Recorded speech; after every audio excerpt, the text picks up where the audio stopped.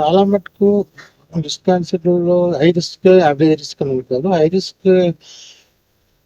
High risk ఆడవాళ్ళు ఎవరంటే పెళ్లి చేసుకున్న వాళ్ళు, లేదు పెళ్లి అయినా కానీ పిల్లలు లేరు, నల్లిపారస్, లేదు పిల్లలకు పాలు ఇవ్వలేక బ్రెస్ట్‌లో ఏదైతే పనికి వస్తుందో మెమరీ గ్లాండ్ దానికి ఆ పని కల్పించకపోవడం వల్ల non not suckle the baby, non lactating mother or childless mother or spinster who has not married, వీళ్ళల్లో ఎక్కువగా వచ్చే అవకాశం ఉంటుంది కంపేర్ టు అదర్ ఉమెన్.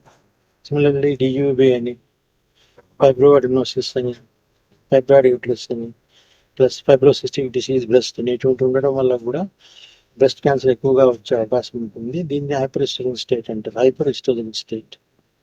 ఇవి కాక మెయిన్ రిస్క్ ఫ్యాక్టర్ ఏంటి బ్రెస్ట్ కంటే, ఇది చాలా ముఖ్యం. ఇది హెరిడిటరీ బ్రెస్ట్ క్యాన్సర్ అంటే జెనెటిక్ బ్యాక్గ్రౌండ్ అనమాట.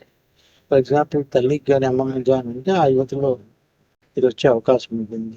అక్కకు ఉంటే చెల్లెలకు కూడా వచ్చే అవకాశం ఉంటుంది. సో ఫస్ట్ డిగ్రీ రిలేటివ్స్, తల్లి తర్వాత అక్క, చెల్లెలు, వీళ్ళు వల్ల వచ్చే క్యాన్సర్లో ఇది ఒకటి. వాళ్ళలో ఉంటే వీళ్ళకి వచ్చిన ఆ యువతికి వచ్చే అవకాశం ఎక్కువ ఉంటుంది చెప్తారు.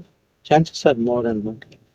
ఇది కాక కొన్ని జెనెటిక్లీ మ్యుటేటెడ్ ఉంటాయి కొన్ని, అంటే BRCA1 and 2 జీన్స్ ఉన్నాయి. ఈ క్రోమోజోమ్స్ మీద ఉన్న ఈ జీన్స్లో మార్పిడి రావడం వల్ల సెల్ డివిజన్లో, కణ విభజనలో అబ్నార్మాలిటీస్, కొద్దిగా అవకతవకలు రావడం వల్ల సెల్ ప్రిలిఫరేషన్ ఎక్కువై, కణ అభివృద్ధి ఎక్కువై, ఒక సెట్ ప్యాటర్న్లో లేకుండా ఇరెగ్యులర్గా పెరిగి ట్యూమర్ ఫామ్ అయ్యే అవకాశం ఉంటుంది.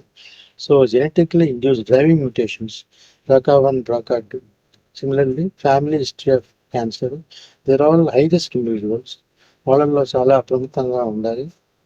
ప్రాపర్ స్క్రీనింగ్ అనేది అవసరం. ఇవి కాక వేరే చెప్పదగ్గ కారణాలు ఏమీ ఉండవు బ్రెస్ట్ క్యాన్సర్.